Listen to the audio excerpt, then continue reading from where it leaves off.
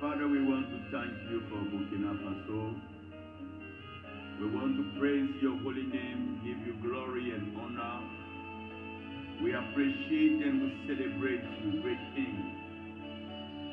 Lord, we thank you today again as you reveal your words and you bring us the revelation. Father, we thank you, and we don't want to starve, die in hunger without your word, without the freshness of your revelation. Of fill us with your grace, inspire us, take us far, high, and reveal us your truth. We thank you. We celebrate you, God. Thank you for Burkina Faso. We pray for Burkina Faso. We pray for all the people living in the land. Lord, we pray for authorities. We give you praise, we give you honor, and we give you glory. Let your name be glorified again in the land. Let your angels protect families and houses. Let your fiery arm surround us and protect us from all the wicked weapons of the enemy. Thank you for taking us victoriously as we trust you and walk in your victory. We celebrate you, glorious Father. In Jesus' mighty name we pray. Amen. Pendant que nous continuons de prier pour le Burkina Faso, j'aimerais donc demander à tous nos amis, aussi bien pasteurs, serviteurs de Dieu, laïcs, que chrétiens, croyants. Il faudrait que chacun passe une journée, 1 heure, 30 minutes, même 15 minutes pour prier en faveur du Burkina Faso et demander à l'Éternel, demander à Dieu d'étendre sa main de grâce, sa main de paix, sa main de restauration sur cette nation, afin que le Burkina, qui est un rideau assez important pour tous les pays du Golfe de Guinée, car c'est un rideau assez important et un pays assez merveilleux, beau, un pays des hommes intègres, un pays qui sait recevoir, accueillir. Et nous prions Dieu que le Burkina ne sera pas emporté par ces vagues, ces vents, ces tempêtes. C'est vrai que j'aurais bien voulu ce matin parler de la tempête apaisée, mais je crois qu'il est trop tôt pour pouvoir déjà parler de tempête et même très tôt de parler de l'apaisement de la tempête. Cela va demander encore donc prière, intercession, genoux fléchis, et le Seigneur répondra comme il a toujours répondu, et il sait toujours répondre quand ses enfants, ses fils, ses serviteurs, ses points l'interrogent sur des situations et des points ambigus de la vie et surtout de la création. J'ai aussi donc cette série que par la grâce de Dieu nous aurons à ouvrir avec des amis, des frères, lorsque la parole parle, lorsque la Bible parle, lorsque le livre saint nous parle. Vous savez, si nous lisons la parole et que la parole ne nous parle pas, alors nous sommes religieux, nous sommes juste intellectuels et nous avons une approche plus ou moins livresque, intellectuelle, avec la connaissance humaine de la parole de Dieu. Alors qu'il faut comprendre que cette parole-là, elle est esprit et elle vit. Et pour pouvoir comprendre cette parole, il faut qu'elle te parle. Et la parole nous parle par la sensibilité spirituelle. Ça veut dire que celui qui n'a pas la sensibilité spirituelle ne pourra pas comprendre le langage, entendre la voix de la parole. Et cette parole-là, elle est faite chair mais pas chair humaine. C'est la chair perceptible par l'esprit. C'est ce qui est un peu connu comme âme.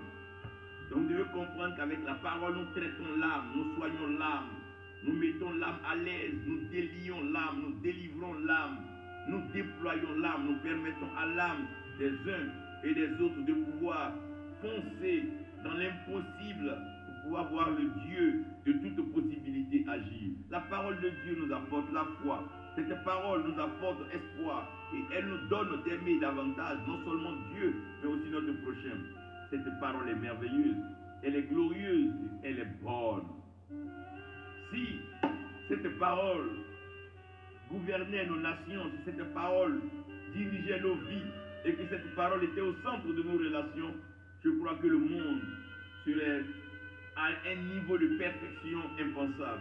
Et nous croyons, nous prions que le Seigneur lui-même inspire sa crainte et sème son amour dans les cœurs des uns et des autres, afin que nous sortions de ces scandales, de ces problèmes, de ces complications, ces difficultés qui laissent plutôt voir notre animosité et notre instinct violent, plutôt que de nous permettre de révéler le divin par la sagesse et surtout par l'intelligence qu'il nous accorde.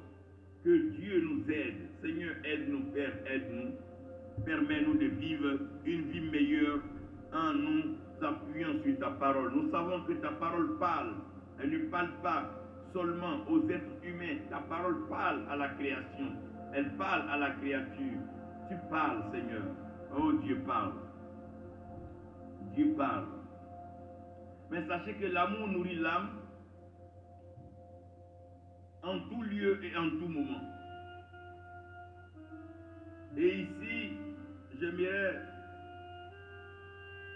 vous dire que dans ce bain où la parole de Dieu est supposée être la nourriture de tous, j'ai bien peur de vous annoncer qu'il y a une grande famine spirituelle.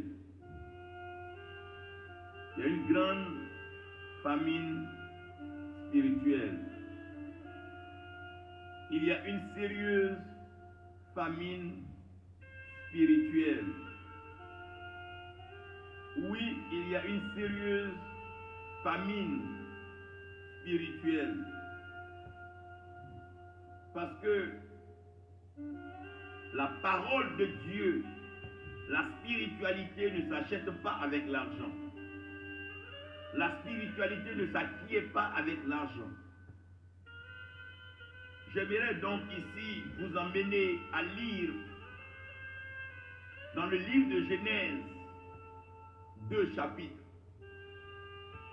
J'aimerais vous donner ces 2 chapitres pour que votre lecture soit encore plus complète et que votre lecture soit encore plus cohérente avec ce que le Seigneur est en train de présenter. Genèse 44-45 nous parle du déploiement de la nation d'Israël. Et ici, il est important, s'il vous plaît, permettez-moi de souligner d'entrée de jeu, que Dieu s'étant révélé à Abraham, Dieu a parlé à Abraham. Et Dieu qui demande à Abraham de quitter sa patrie, de quitter donc la terre de ses pères, d'aller dans le lieu que lui, Dieu montrera à Abraham. Dieu prend sur lui la responsabilité de nourrir Abraham, de rendre son nom grand et de bénir Abraham. Il va plus loin pour dire quiconque bénit Abraham, lui Dieu le bénit, et quiconque maudit Abraham, lui Dieu le maudira. Genèse 12.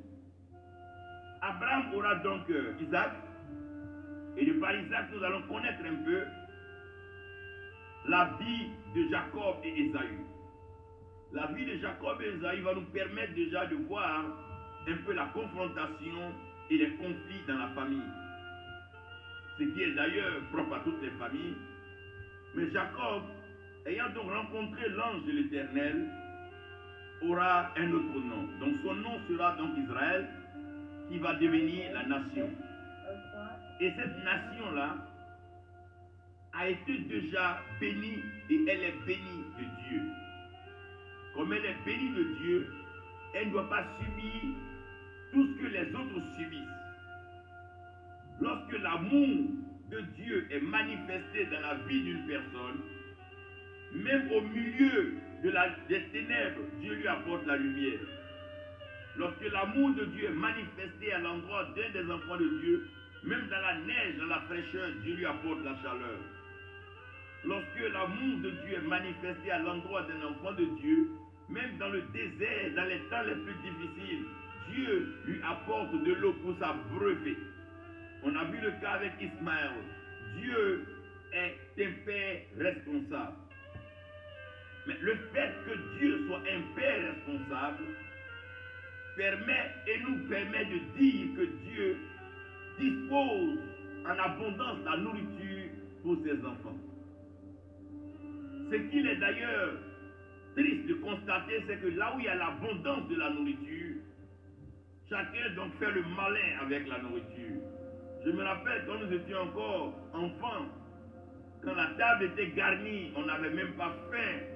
Chacun partait vaquer à ce qu'il voulait, ça jouait à gauche et à droite, parce qu'on trouvait qu'on n'avait pas faim.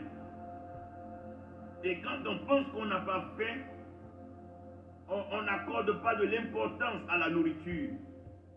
De grâce, n'apporte pas de nourriture à quelqu'un qui n'a pas faim. Il ne comprendra pas ton geste. Évite de nourrir celui qui est déjà rassasié. Il te prendra pour fou.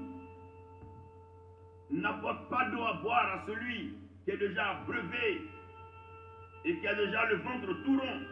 Non. Mais c'est dans les temps de difficulté, les temps de pénurie, les temps de manque. Alors, la denrée qui était à la portée de tous, qui était méprisée, devient denrée rare, prisée, recherchée. La Bible nous annonce Joseph qui arrive en Égypte par une orchestration divine, parce que Dieu devait l'envoyer au devant du peuple d'Israël comme étant un pionnier, préparer l'arrivée d'Israël et donc son peuple. Joseph étant arrivé en Égypte, va donc gravir les échelons. Il va travailler chez Potiphar, histoire que vous connaissez, jusqu'à ce qu'il se retrouve en prison. En prison, 2 rêves lui seront exposés. Et comme il a tellement bien expliqué le premier rêve, il fallait que l'autre aussi rêve, croyant que ça allait lui être aussi agréable comme la première explication, malheureusement. Quand tu convoites quelqu'un, tu as envie de ce que quelqu'un fait, ce qui lui réussit ne va pas te réussir, ce n'est pas pour toi. L'autre, les chansons, avait son rêve, mais le palettier trouve son rêve où? La Bible dit, comme le rêve avait été expliqué pour les chansons, il fallait que le palettier aussi trouve une occasion de rêver. Frère, ne lis pas ta Bible parce que ton frère lit sa Bible. Ne va pas dans un restaurant parce que ta soeur va dans le même restaurant. Mais attends que tu aies l'appétit. Et nourris-toi en fonction de ton régime. Le lion ne va jamais se donner à un festival de salade. Il est carnivore, s'il vous plaît. Mangez selon votre régime. Et mangez selon votre appétit. Joseph ayant expliqué le rêve, va se retrouver oublié. Comme tout ce que Dieu appelle, tout ce que Dieu oint, à un certain moment de leur vie, sont oubliés par leur famille, oubliés par leurs amis, oubliés par leurs bienfaiteurs. Parce que Dieu a besoin d'un temps d'intimité avec ses oints, ses appelés. Parce que si nous passons trop de temps avec nos parents, avec notre famille, avec nos amis, nous ne connaîtrons pas l'autre facette de la vie. Par moments, la vie nous parachute dans l'inconnu. comme une forme d'aventure, une terre que nous ne connaissons pas, un peuple que nous n'avons jamais entendu parler. Et nous devons naviguer quelque part, trouver notre chemin dans les ténèbres et les malices et les plans tortueux des hommes. Nous devons arriver à sortir notre épingle de ce jeu assez crabeux, ce jeu de crabe, ce jeu de méchant, ce jeu cruel qu'est la vie. Avec les parents encore, tu as le soutien familial, tu as l'encouragement familial. Le père et la mère peuvent te dire non, viens aujourd'hui, même si tu n'as rien, viens manger. Mais Joseph se trouve loin de son père. Et sa mère, Rachel, ne vit plus. Orphelin de mère, éloigné de son père, et se retrouve dans une terre étrangère. Maintenant qu'une bonne action se présente devant lui, son bienfaiteur l'oublie. Son bienfaiteur l'oublie. Et quand le bienfaiteur l'oublie, ça devient encore plus compliqué pour Joseph. Jusqu'à ce que, un jour, Pharaon ait à son tour son rêve. Le rêve qui a mené Joseph à être haï par ses frères, c'est par le rêve aussi que Dieu va ouvrir les portes. Ne te lasse pas de faire du bien, ne te lasse pas de bénir. Même si tu as vu des gens méchants, des femmes méchantes, des hommes méchants, continue dans ta lancée. Propage la bonne nouvelle, annonce le vrai, la vérité. Même si tu as prêché l'évangile vrai, on ne t'a pas béni comme un motivateur qui a fait acclamer la foule et qui s'est tiré des milliards. Continue de prêcher l'évangile. Continue dans ta lancée. Il y a toujours un salaire pour un travail qui est fait d'un cœur pur et d'un cœur correct. D'un cœur sincère et d'un cœur de vérité. Lorsque Pharaon va faire son rêve et que chacun va essayer d'expliquer le rêve et qu'on ne pourra pas, on va se souvenir alors, on va se souvenir que dans la prison, il y a là-bas un oint de Dieu, un prophète. Il y a là-bas un hébreu, un fils de Jacob qui est dans la prison, qui a la capacité de pouvoir expliquer les rêves. Et quand Joseph est appelé, qu'il paraît, donc qu'il comparaît pour la première fois devant Pharaon, il va donc lui parler. Il va lui dire, ce rêve que tu es en train de faire est en deux phases. Il y a une phase d'abondance et il y a une phase de pénurie. Mais la phase d'abondance va venir premièrement. Et elle sera phagocytée, elle sera donc consommée, elle sera rongée par la phase de pénurie. Donc il est question d'être prévoyant. Il est question de prévenir la famine. Car elle va venir. C'est alors que je tire ce message, la famine spirituelle.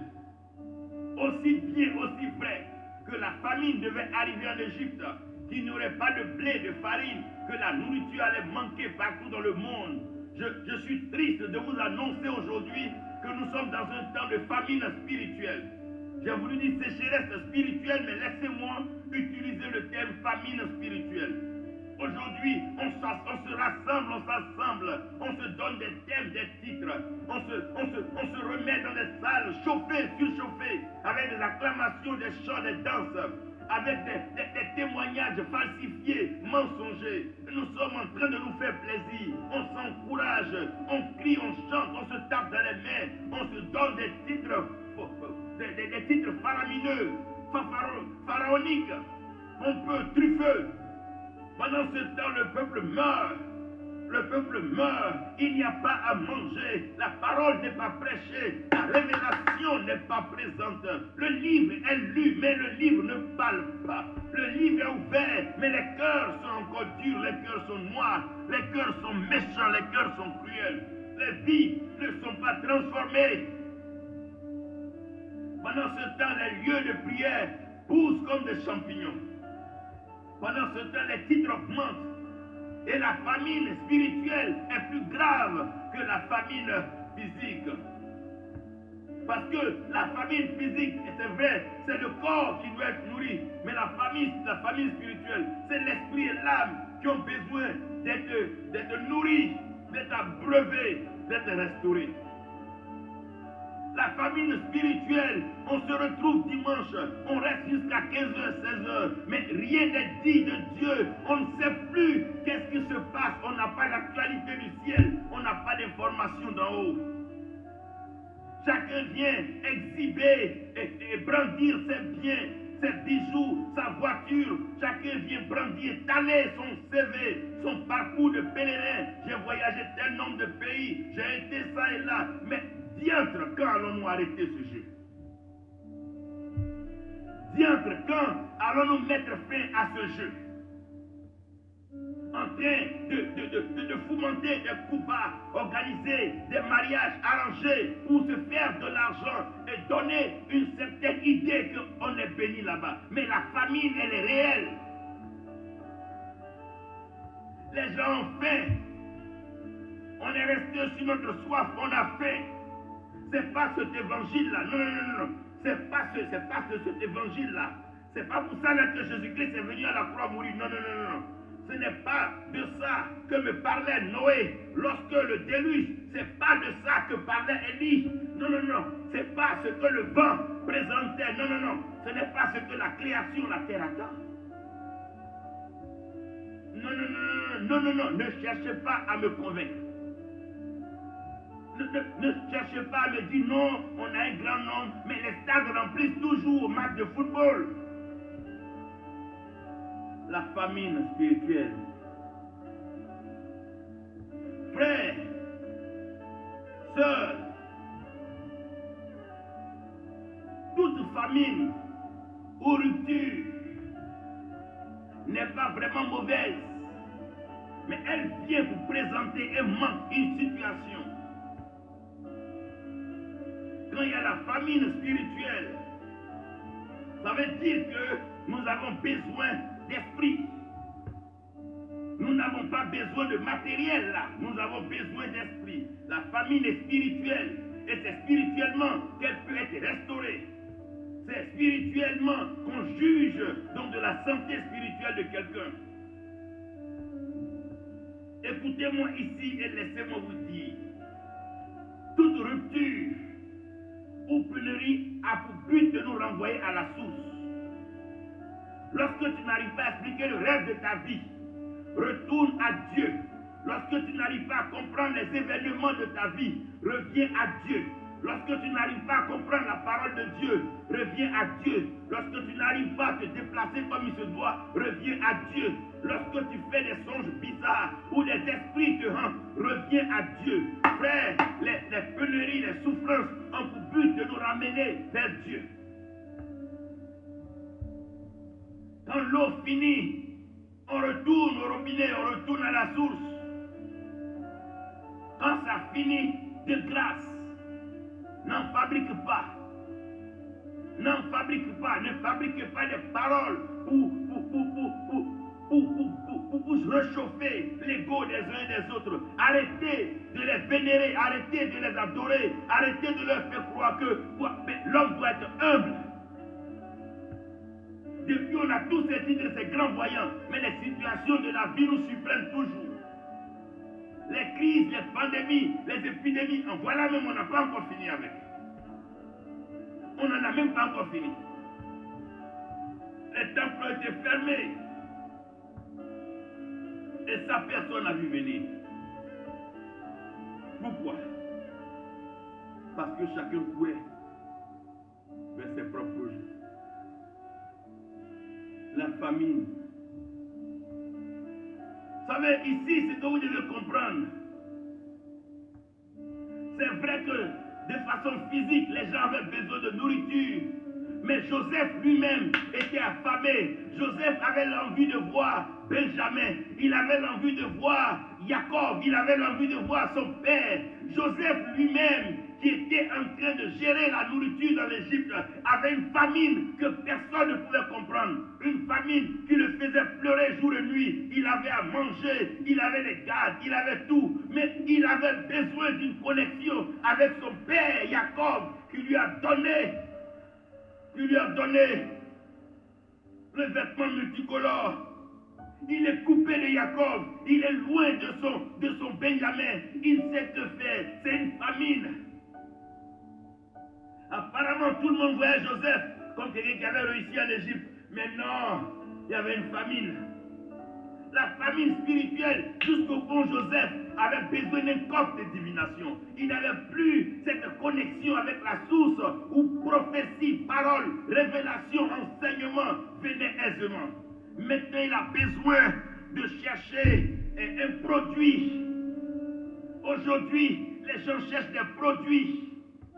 Les gens cherchent à monter des miracles pour montrer que quoi? Vous voulez prouver quoi? Les gens courent ça et là dans les grottes, dans les forêts, aller se faire laver les yeux, passer des séjours dans des cercueils pour avoir l'argent. Vous voulez prouver quoi? Joseph avait son corps de divination. Comme il n'avait pas auprès de son père, arrivé en Égypte, maintenant, Joseph est devenu maintenant un devin. Il fait de la divination. Il fait de la divination.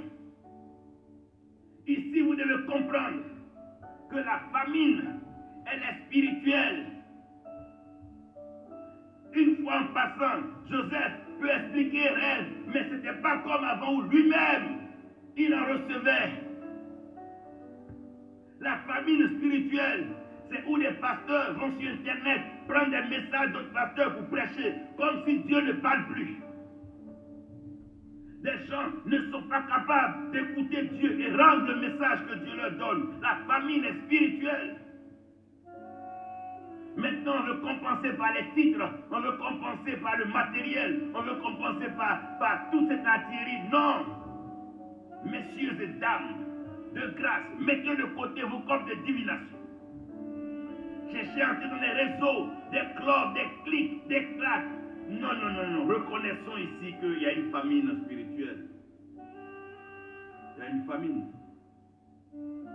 Joseph était affamé. La vraie personne qui était affamée, c'était Joseph.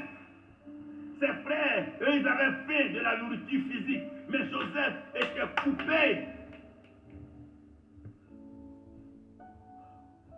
de son père Jacob. Et Jacob croyait que Joseph aussi était mort. Donc le père avait la douleur dans son cœur. Il cherche son fils.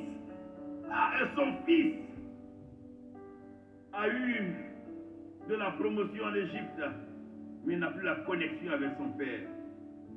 C'est dommage que sur cette terre, nous avons couru pour les choses matérielles, avoir l'argent, se marier, faire des enfants, voyager. Maintenant, la famine est grave, la famine est spirituelle. L'homme est déconnecté de Dieu. Les lieux de prière sont déconnectés de Dieu. Ce n'est que religion sur religion, dogme sur dogme, doctrine sur doctrine. Et les gens meurent tous les jours. La famine est spirituelle ici, là. La famine est spirituelle. Non, il faut retourner à la source. Joseph n'a pas besoin d'argent. Son problème, ce n'est pas d'argent.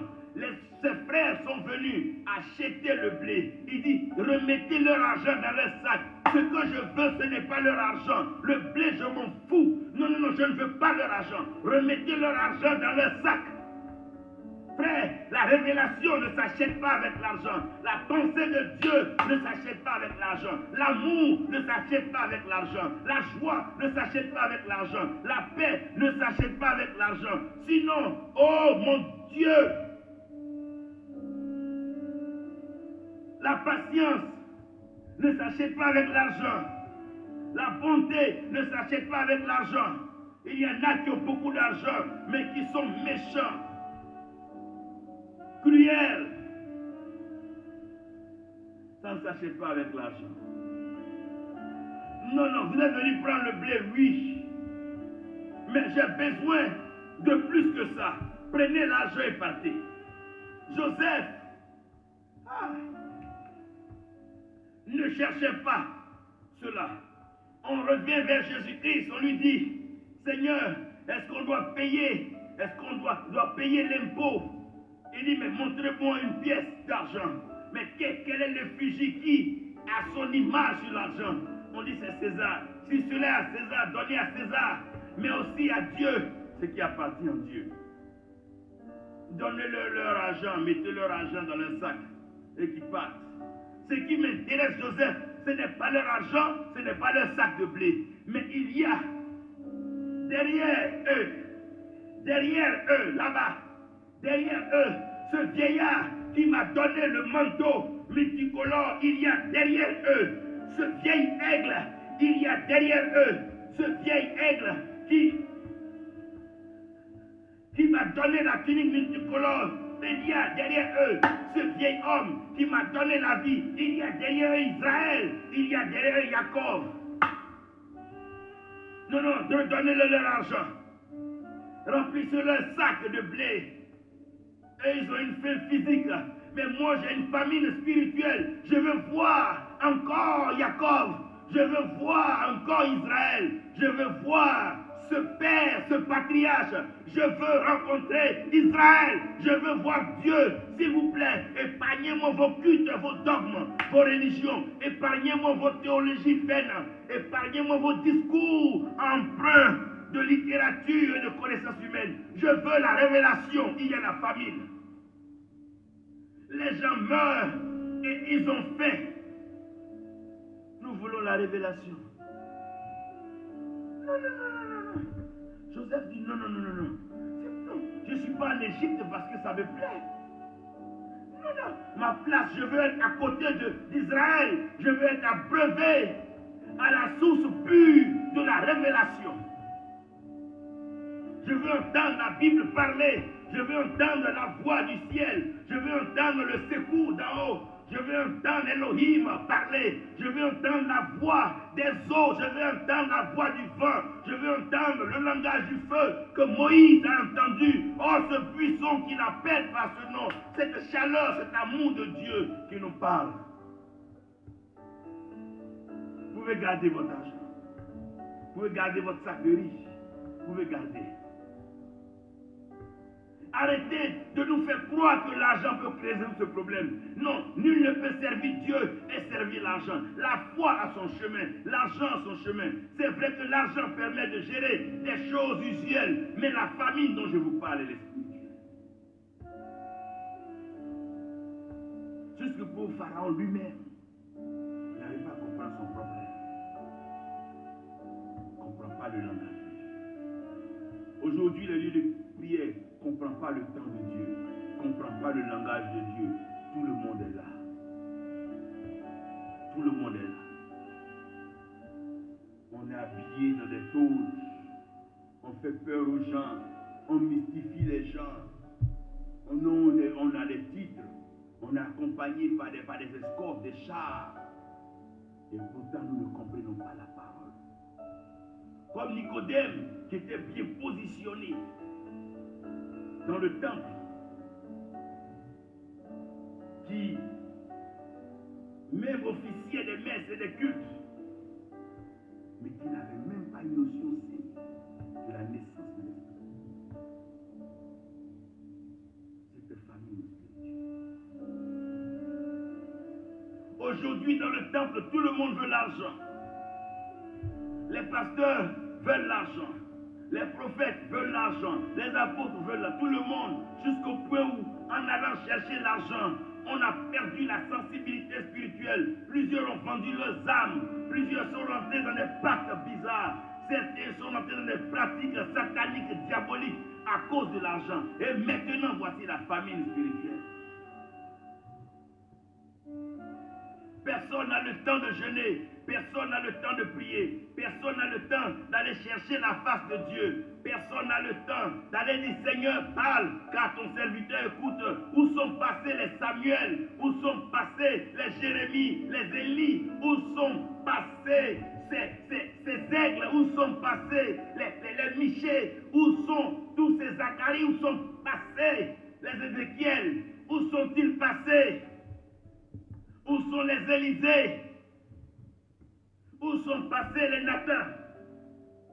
Tout le monde en train de chercher de l'argent, grossir, se fait entretenir, courir les femmes, vivre comme on veut. Ah, il y a une famine spirituelle. Où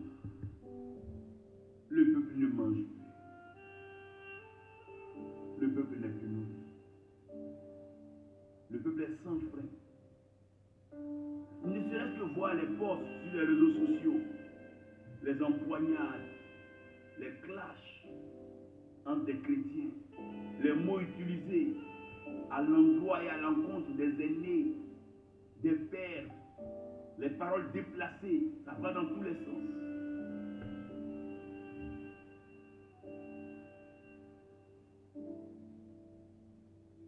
Frère, nous sommes en train de perdre. Nous sommes en train de perdre notre vie. Nous sommes en train de perdre notre énergie. Nous sommes en train de perdre notre souffle. Nous sommes en train de perdre notre dignité. Et nous sommes en train de perdre notre position. Nous sommes des ambassadeurs de la bonne nouvelle. Nous sommes des prédicateurs de la parole de Dieu. Mais lorsqu'il s'agira du dernier, lorsqu'il s'agira du dernier jugement, lorsqu'il s'agira du dernier, avant le dernier souffle, Judas doit faire un plaidoyer. Judas doit faire un plaidoyer. Judas dit à Joseph, non, tu peux nous garder nous tous, mais notre père ne tiendra pas. Notre père mourra. Non. Joseph, je t'admire, je te respecte. Tu nous as donné le blé, tu nous as donné notre argent. Mais pardon, le dernier, ne joue pas avec le dernier. Ne blaguez pas avec le dernier jugement. Ne blaguez pas avec le dernier jugement. Frères, sœurs, il est temps de se repentir. Il est temps de revenir à Dieu. Il est temps de venir à Jésus-Christ. Car la croix est la seule solution. Le dernier jugement sera impartial. Après ça, on ne pourra plus rien faire. Même si on te plonge dans une barrique d'huile, ça ne fera plus rien. On t'inonde dans le sang, ça ne changera plus rien. Le dernier. Il y a un dernier souffle quand il te reste. Rends-le à l'Éternel. Il y a une dernière chance, il y a une dernière opportunité, il y a une dernière minute. Quand cela arrive, détourne-toi des voies des hommes et cours à la rencontre de ton Dieu. Judas dit, le plaidoyer de Judas. Judas dit, non, je préfère, garde-moi ici. Joseph, garde-moi, Seigneur Pharaon. Gardez-moi ici. Mais laissez partir le dernier au Père. Parce que si le Père, si le Père ne voit pas le dernier, dans les derniers temps, dans les temps derniers, Dieu répondra de son esprit sur toutes les chairs. Quand il s'agit des derniers, le dernier moment, le dernier, oh mon Dieu, Dieu déploie ses ailes pour sauver le dernier. Oh, il sauvera le dernier. Car les derniers seront les premiers. Frères, sœurs, ne regarde pas ton état actuel, mais avance dans la foi. Marche avec le Seigneur, avec ton dernier souffle, avec tes dernières ressources, avec ta dernière énergie. Viens, mets-toi à genoux devant le Seigneur. Dis-lui, oui, j'ai péché contre toi. Ne tiens pas compte de mes péchés, Seigneur, mais regarde à ta miséricorde et à l'œuvre accomplie par Jésus-Christ, notre Seigneur, sur la croix. C'est le plaidoyer de Judas. Il dit, moi-même je préfère me donner. Le plaidoyer de Judas. J'ai bien aimé surtout la manière dont Judas a approché. Il dit non, de jamais qu'un des nôtres est mort. Notre Père n'a même pas encore fini de digérer ça. Venir encore lui dire que son dernier ne rentrera pas. Ça. Notre Père ira avec un cœur amer dans sa tombe.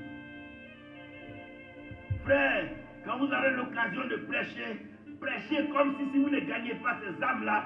Dieu ne serait pas en joie. La Bible dit la joie est grande dans le ciel quand une âme est gagnée. Mais quand aucune âme est gagnée, il n'y a pas de joie dans le ciel, s'il vous plaît. Ne jouez pas avec le repas spirituel. Ne jouez pas avec la prédication.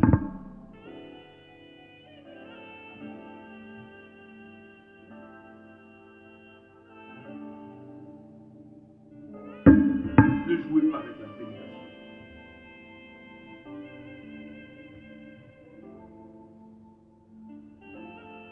Et Joseph va leur dire,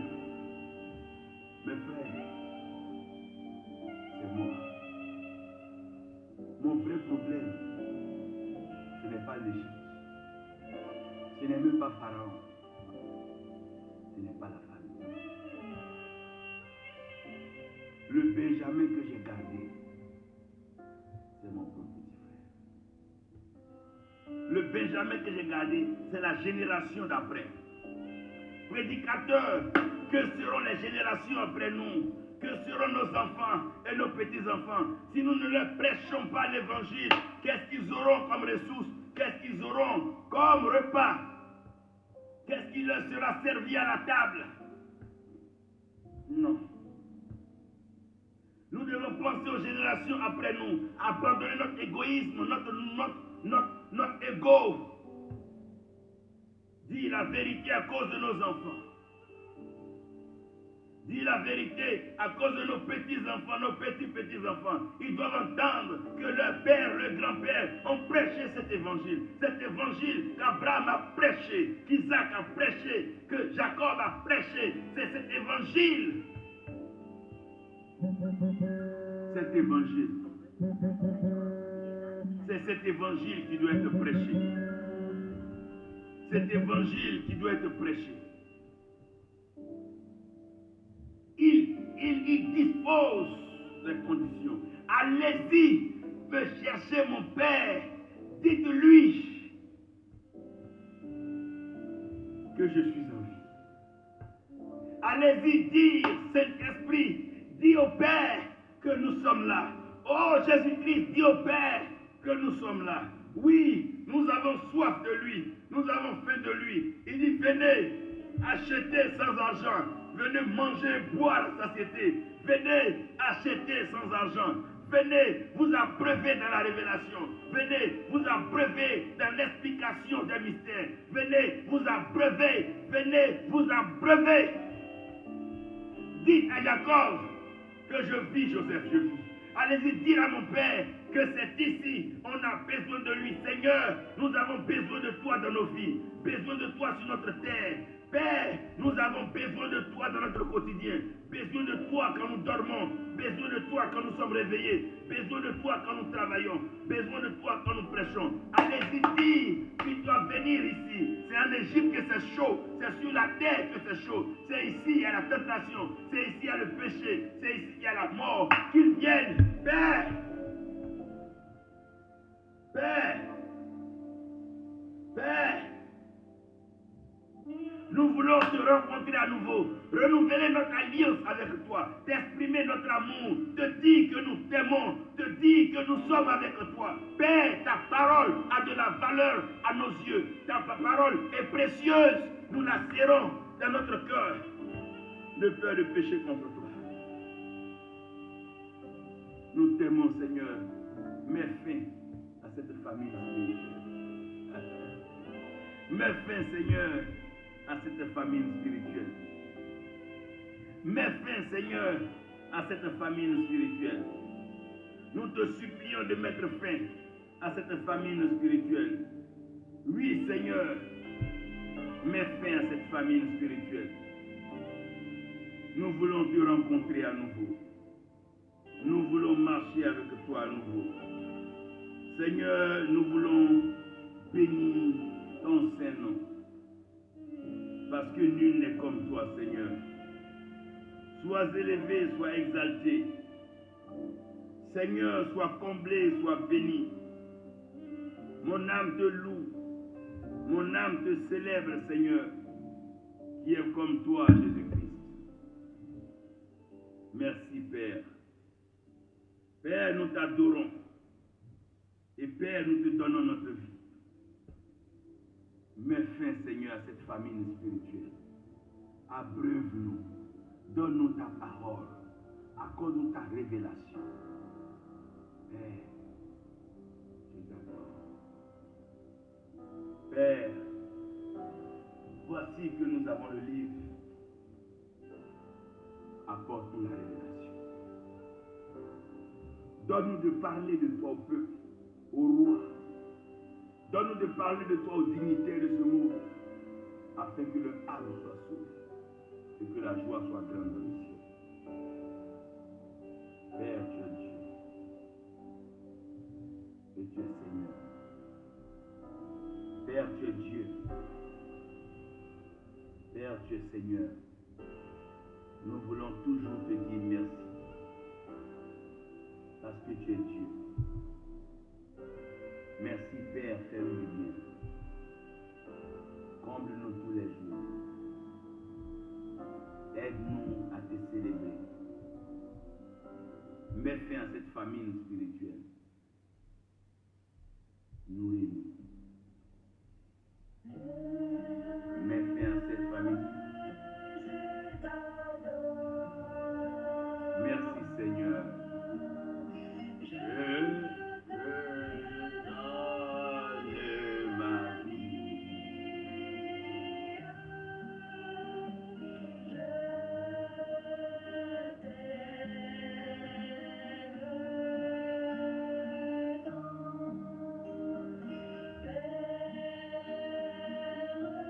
Dis-lui que tu l'aimes, que tu l'adores. Dis-le lui. Mets fin à cette famine spirituelle. Tu seras rassasié, abreuvé, nourri. Le Saint-Esprit nous conduit dans toute la vérité. Il répand son esprit sur toi. Il répand l'esprit de la révélation de la parole sur ta vie. Tes messages seront des messages révélés. Tes messages toucheront des cœurs et des vies. Des nations seront bénies. Des princes, des princesses seront abreuvés à ta source. Oh, Radele Kesadala Maché, Zulurenge, Lekanda, Landegele, Ribran Solo, Koshanta Brone, Lanzirenge, Lekanda, Madagosa, Kereke Brando, Lupo Sala, Ribrande Ke, Lekanda La Rula, Rele Zetele, Kimbrando, Moshanta Lara Kalande, Roko Santa Larade, O Shanta Lara Canta Lara, O Repredelere Shanta, Dusodoroko Shende, Marala Lele Kejede. Thank you, Lord. We bless your holy name. Oh, no, le mane. Oh, nene, le brande. Lo brande, li brande, le calanda. Le brande, lo brande. Isandolo, repre, le pre. Didandodo, shembrande. La rakanda la e, besulo, brolo, branda. Imayande gele, li canto. Ushilanda, la kande, li kende, le ke. Lere, dobro, chantala, magiros, brante. Mapolo, negelere, ke nandada, rusha. Oh, la fala randere. Souffle ton esprit de révélation. Abreuve-nous, Seigneur. Fais-nous du bien. Inspire-nous par ta parole. Lishanda bagé. Rosolo roshanda. Come fresh for us. Holy Spirit, revive us. Revive us.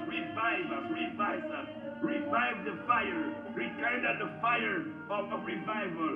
Fill Fishandaba. Fill us. Limando, Lebrandaga. Oroshele Yedera. Thank you, Lord. We bless your holy name. We bless your holy name. We bless your holy name. Oh, Roko Sandede, Rega Santa La Rage, Oshana Magala Rentele, Risotto Shembre Cantalaga, La Soloco Shende, Ripala Cantelerike, Oh, Roshandala, Rambagede, Loroko Chantelere. Oh, Loro Koro Shandala. Oh, Roshantalara. Oh, Loro Koshandala. Oh, Roko Shanda Brasedere. Risho Lokondolo. Kerante, Lubra, Brandagede. Lero Tambagada Sitele. Kasuramba Zetele Bakandagada. Leriondolo Sebrande Brahma. Mrando solo, reke braka, rakanda, ribran bransandele, kibando, oshada, barata kambade, le suranta, yeshete kelere shanta, restore lives, revive nations, restore lives, revive revive nations, restore lives, revive nations, revive souls, Lord, save them, snatch them from the hand of darkness, the hand of the devil. Roche Kamba, Rekiranta, go fetch them, Holy Ghost, go fetch them, touch lives, touch hearts, release grace, release favor. La dobresa, lembrandi, le kiriondo, lo sakanda giranza, imama shalake delerete, lo ropo sonda, kamagadege, lo solorosha, ikandele karando, ka santa lara, rosanda kadaranda, roshandereke, o sontalara. God, we thank you, Father. Oh, Papa, we bless your holy name. Oh, Yahweh, we thank you. We celebrate you. Great God, great King. We love you, Father. We love you, Father. We love you, Father. We love you, Father. We love you, Father. We love you, Father. We thank you.